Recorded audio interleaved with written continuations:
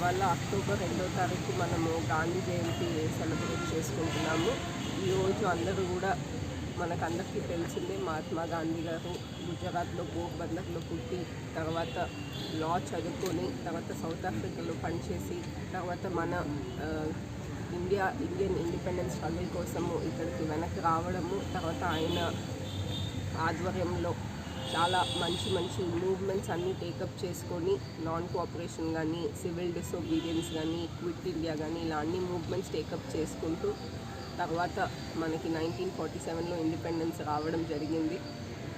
ఆయన బర్త్డే ఆయన ముఖ్యంగా అహింస మీద చాలా ఇంపార్టెన్స్ ఇచ్చి అది ఆయన మోటోగా పెట్టుకొని మనం ఏది ఫ్రీడమ్ స్ట్రగుల్ ఏ మూవ్మెంట్ చేసినా ఆ బేసిస్లో చేసేవారు. కాబట్టి మనకి యునైటెడ్ నేషన్స్ జనరల్ అసెంబ్లీ కూడా ఈ అక్టోబర్ 2వ తారీఖుని international day of non violence అని కూడా ప్రకటించడం జరిగింది.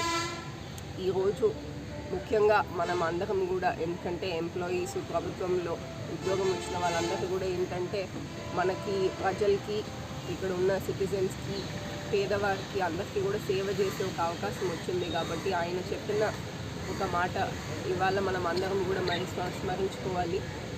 ముఖ్యంగా ఆయన చెప్పింది ఏంటంటే ఆయన తాలిస్మాన్ అని చెప్పి మనం ప్రతి చోట చూస్తూ ఉంటాము.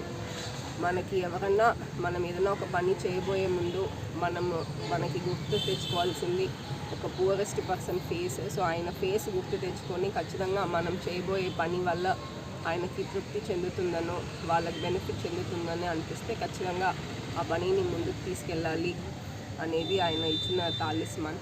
సో ఇవాళ ఎంప్లాయీస్ అందరూ కూడా గుర్తు తెచ్చుకొని మళ్ళీ కూడా మనకి, ఎందుకంటే మన దగ్గర చాలామంది పేదవారు వస్తారు, వాళ్ళకి హెల్ప్ చేయాలి, వాళ్ళకి న్యాయం చేయాలి. మనం చేయబోయే పనుల నుంచి కానీ చేయబోయే టైంలో కానీ వాళ్ళకి ఖచ్చితంగా బెనిఫిట్, మనకి సాటిస్ఫాక్షన్ వచ్చే అవకాశం ఉంటుంది. కాబట్టి అందరూ కూడా ఆ అవకాశాన్ని ఉపయోగించుకొని ఆ తాలిస్మాన్ని గుర్తుపెట్టుకొని పనిచేయాలని అందరికీ కూడా కోరుకుంటున్నాను.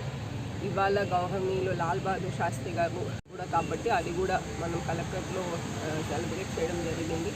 మన అందరికీ తెలిసిందే ఆయన హయాంలో, ఆయన ప్రధానమంత్రిగా ఉన్నప్పుడు ఆయన హయాంలో మనకి ఇప్పుడు ఈ మధ్యన మొన్న కాలమైన ఎంఎస్ స్వామినాథన్ గారు గ్రీన్ రెవల్యూషన్ అనేది టేకప్ చేయడం జరిగింది. మనం ఏదైతే అందరం కూడా ఇప్పుడు దేశంలో ఫుడ్ సెక్యూరిటీ సంబంధించి ఏదైతే ఇష్యూ లేదని అనుకుంటున్నామో అదంతా ఆయన హయాంలో జరిగింది. కాబట్టి ఇవాళ ఆయనను కూడా స్మరించుకుంటూ మనం ఈ పెద్ద లీడర్స్ నుంచి వాళ్ళ లైఫ్ నుంచి అందరూ కూడా లెర్నింగ్స్ తీసుకుంటూ మనం కూడా అలా రోల్ మోడల్గా ఉండాలని అందరికీ